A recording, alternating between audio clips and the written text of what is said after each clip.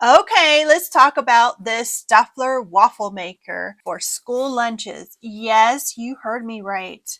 My kids are super bored of the regular routine. We kind of cycled through tuna sandwiches, cheese sandwiches, and maybe some hummus sandwiches if I'm lucky.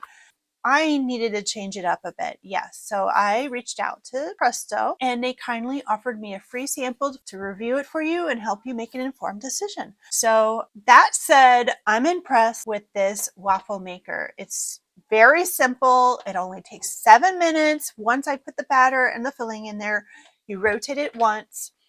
Super easy. It has this handy little grip thingy that you could just simply take right out. It is nonstick. So the cleanup process is really, really easy. And I like that they provide us with a ton of different recipe ideas. Here, I made a s'mores waffle. I'm also planning to make a pizza calzone waffle. You don't even need any kind of spray or grease or anything on it. It comes out perfectly every single time.